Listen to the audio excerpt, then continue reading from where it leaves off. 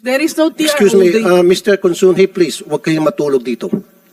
Please, wala kami binibaby dito. Hindi porket bilyonaryo ka, tutulugan mo kami. Don't do that, pambabastos siya. Hindi pa ako natutulog. No, nakita kita, tutulog kayo. Huwag ka. Meron dito mga napina-empleyado na napakatagal na. Tapos ngayon tutulugan mo para kayong naging sarcastic dito. Huwag. Bastusan yan. Huwag mo kami bastusin dito. You don't have the right. Kahit na bilyonaryo ka, hindi ka exempted. Okay? Magpakatino ka. Gumising ka. Dilat mo mata mo. Attorney Maranan? Yes, sir. Thank you.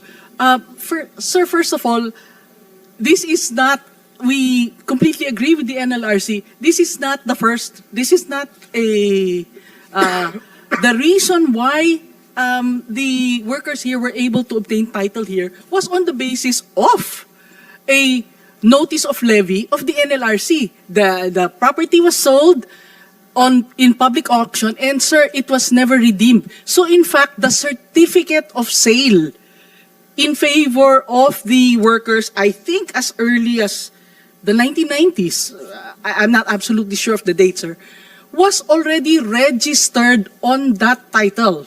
So it is, we are stunned that a title which already had a certificate of sale that became final because it was never redeemed, was somehow still transferred to DMCI, and that is the subject of the labor case, of the labor proceedings which occurred in 2011.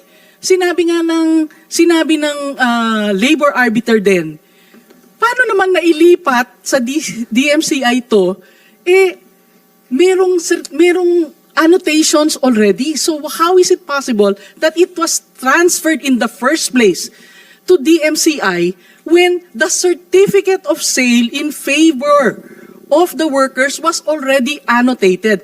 And from that point, sir, one court after the other, the NLRC, and then eventually the two divisions of the Supreme Court affirmed it because it stems from what they call a certificate of redemption, Excuse me. Yes, sir. Mr. Chair, pwede ba natin ilagay under oath itong mga taga, LRA? Tiyan natin tibay nyo. Magsinungaling kayo. Put them under oath, please. Itong dalawa.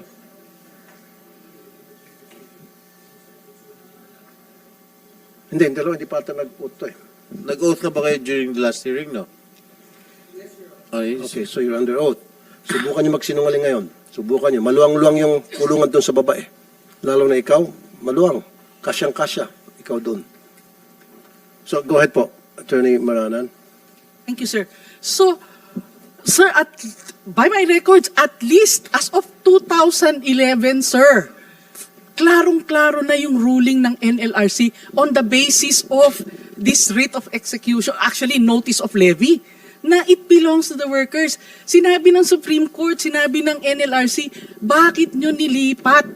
Meron ng titulo na nandun yung annotation ng certificate of sale na hindi ni-redeem, and yet, Okay. nailipat pa rin. Okay, anong sagot niyo doon? Sinong matibay magsagot dyan? May annotation na in favor yung doon sa worker, yung sa sale, and yet, ginawa niyo pa rin. Yes, Your Honor. I'd like to be clear with the records, Your Honor. The title in question, Your Honor, is title 12619 in the name of Taguig Land Development Corporation. It was not yet, sir, transferred to the MCI, as per allegations of Attorney Maranan. The record states, as you can get it from a certified true copy, that the title is still with Taguig Land Development Corporation, coming from the property of Laxina.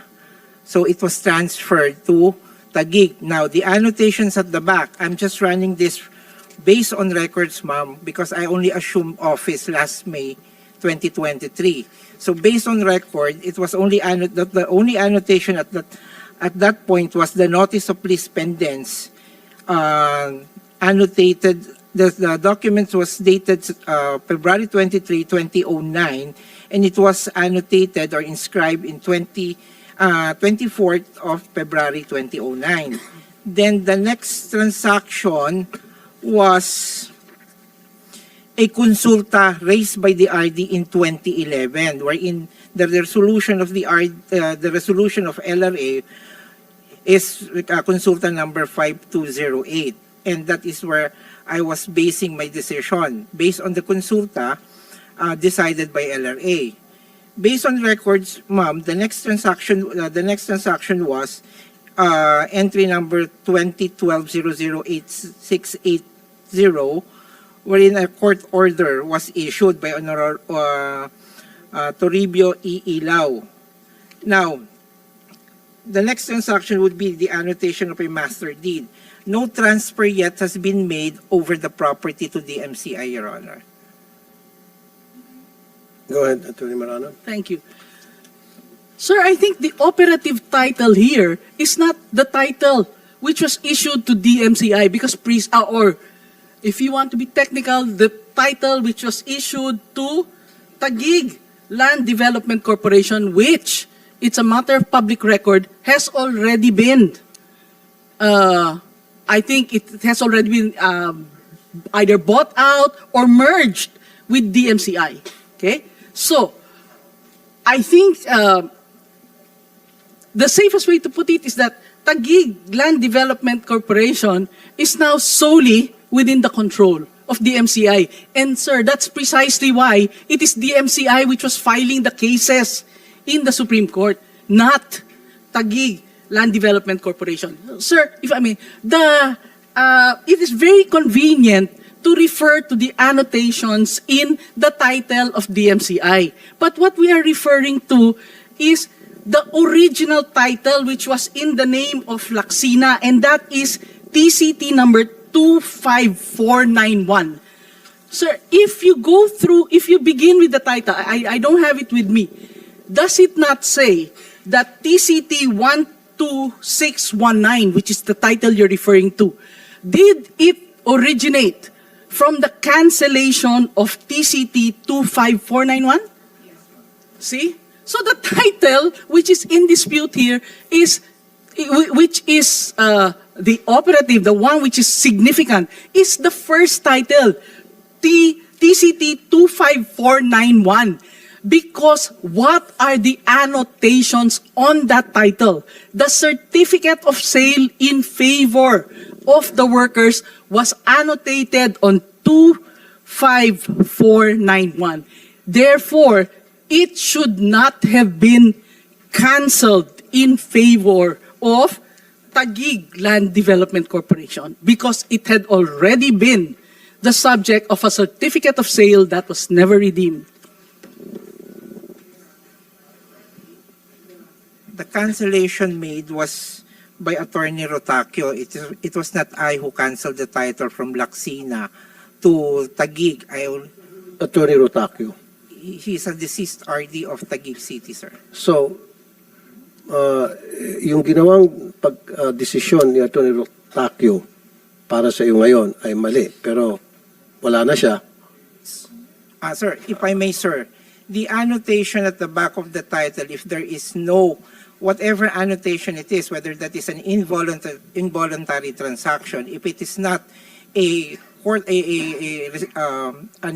TRO or a status quo order, the RD can transfer. However, sir, such transfer will carry over whatever annotation it may have on the previous transaction, on the previous title, sir. That is how we do it in the registry, sir. The annotation, if there is no a whole TRO ordered by the court or a status quo order, the RD may transfer, but the annotation on the previous title must be carried over on that succeeding title, Your Honor. Yung sinabi niyo po, Attorney Garcia, binanggit niyo ko si Attorney Rotacio. I'm really interested. So yung ginawa niyang desisyon noon, nung siya pa'y nabubuhay, do you admit na meron pagkukulang siya doon, may pagkakamali? Sir, I think I should better get the documents first, the physical documents, so I can study whether there was... So you should have gotten it by now. Eh alam mo naman, magkakaroon tayo ng hearing Yes, tungkol sir. dito. So dapat meron ka ng kopya ng dokumento Sir, ngayon. we are trying to get the physical documents, Your Ay, Honor. ba't wala kayong physical document na yun? Sir, the Register of Deeds transferred from one office to another. Therefore, sir, the documents were left on a separate area Because the Oo nga, RD pero office can no we've been longer having this accommodate. hearing for a long time. Nakailang hearing na tayo. Yes. At alam nyo, yung dokumentong yun ay very important. So sana, hinalap nyo na yun at dala nyo na. Yes, sir. Well, we are Mahirap kasi ito, itutulak mo si Attorney Rotacio at patay disease na. So kaya tinatanong kita, para sa iyo, yung ginawang desisyon ni Attorney Rotacio ay mali ba? Sabi mo, you still have to see the documents. Sinambit mo na rin ng pangalan niya. Sana meron ka ng dokumento patungkol doon. Sir, the transfer was not something I anticipated to be questioned, Your Honor. Why not? Pinag-uusapan natin dito tungkol dun sa ano. Yes, sir. But Your Honor, rest assured that I've already started asking my records officer to locate the certified true copy since last year, Your Honor. Attorney Maranan? Thank you, sir. Sir, as Attorney Garcia said, even assuming if there is no TRO, Excuse me, Mr. Consunji, please, huwag kayong matulog dito. Please, wala kami binibaby dito. Hindi porket bilyonaryo ka, tutulugan mo kami. Don't do that. Pambabastos siya. Hindi pa ako natutulog. No, nakita kita, tutulog kayo. Huwag ka. Meron dito mga pinempleyado na napakatagal na. Tapos ngayon tutulugan mo para kayong naging sarcastic dito. Huwag. Bastusan yan. Huwag mo kami bastusin dito. You don't have the right. Kahit na bilyonaryo ka, hindi ka exempted. Okay? Magpakatino ka. Gumising ka. Dilat mo mata mo. Go ahead, Attorney Maranan. thank you, sir. As Bigyan natin ng coffee. Comsec, bigyan natin ng coffee. Anong gusto niyo? Black or cream? Okay, bigyan. Para magising to. Go ahead, Attorney Maranan. we agree with Attorney Garcia that if a title is canceled and transferred in the name of another of the new registered owner, then the annotations on the previous title should be included. In the new title, it should be carried over to the new title. What were the annotations that should have been carried over to this new title of DMCI, of Taguig Land Development? The annotations which should have been included is one, the notice of levy, which was annotated on 16 March 2006, the certificate of sale, which was annotated on 3 June 2009, and I do not know if there was an annotation that there was no redemption on the certificate of sale, and therefore it had become final in 2010. May we know, sir, if those annotations were carried over to the Taguig Land Development title, which is TCT 12619? Those should have been the first annotations on the title. Can I be given a little time to locate that mother title of 12619? Sir, it got mixed up with the records, Your Honor. It got mixed up, sir. But I have the title of that one too. You have the title, okay. So I'm just gonna locate for it. You have to locate it. For the meantime, while you're trying to locate it, Attorney Garcia, Yes.